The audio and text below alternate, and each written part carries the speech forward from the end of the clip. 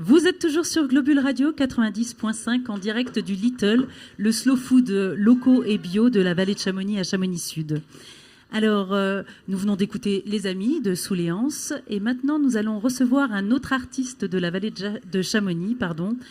Il est musicien, il s'appelle Atsam. Bonjour. Bonjour. Bonjour Max, donc ton surnom c'est Atsam en tant que musicien. Est-ce que tu peux te présenter un petit peu, nous dire d'où te vient cette vocation musicale ? La musique, ça a commencé avec les cours de guitare quand j'avais 9 ans. Et les concerts, ça fait 8 ans maintenant. J'ai commencé à 15 ans avec un ami. Commencé à faire des concerts de reprise, beaucoup, des animations dans les bars et tout ça. Et puis après, j'ai commencé à faire mes compositions. Et l'année dernière, à mes études à Paris, en fait, je suis arrivé à Chamonix, à Chamonix juste après. J'ai commencé à développer beaucoup le côté composition musicale sur ordinateur, en fait. Je bossais avec quelques chanteurs, rappeurs, j'ai fait des parties instrumentales et tout ça. Et je continue en fait le côté concert de reprise, voilà, donc dans les bars, les restaurants et tout ça. Et j'essaie de développer cette activité-là sur Chamonix depuis le début de l'été, là. Voilà. Ok, donc tu fais des reprises, mais tu composes aussi. Qu'est-ce qui te plaît dans les reprises que t'as pas dans les compositions ? Et inversement, qu'est-ce qui te plaît dans la composition que t'as pas dans les reprises forcément ? J'ai du mal à écrire en fait, et ça me bloque beaucoup. Les parties instrumentales, je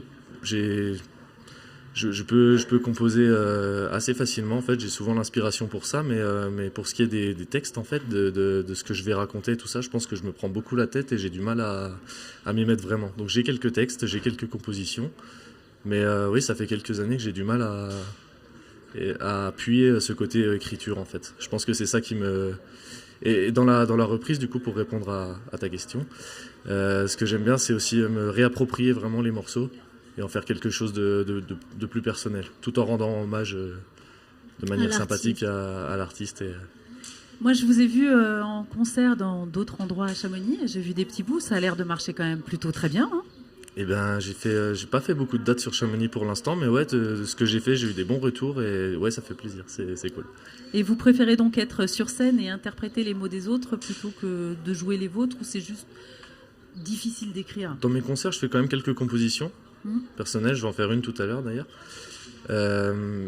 Mais ouais, au niveau du contenu, en fait, s'il faut tenir sur la durée et tout ça, j'ai vraiment pas le contenu pour l'instant. J'y travaille, mais ouais, c'est...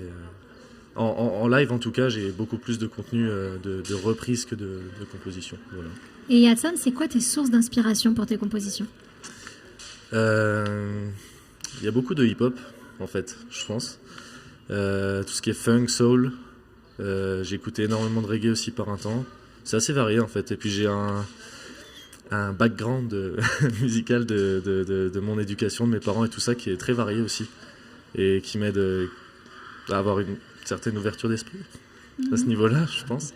Voilà. Est-ce que tu as des projets futurs, des projets musicaux, peut-être avec d'autres gens ? J'essaie de développer en ce moment justement le côté écriture, comme je disais tout à l'heure. J'essaie de développer un petit EP solo avec vraiment de la pure création et de la composition et de poser des mots en fait sur mes parties instrumentales. Voilà, c'est là-dessus que je travaille en ce moment le plus, et puis continuer à développer le côté concert, reprise et tout ça sur Chamonix, parce que c'est un endroit où ça prend bien, de par le tourisme et de par... la vie sociale de Chamonix aussi. Voilà, tout ça, ouais, carrément.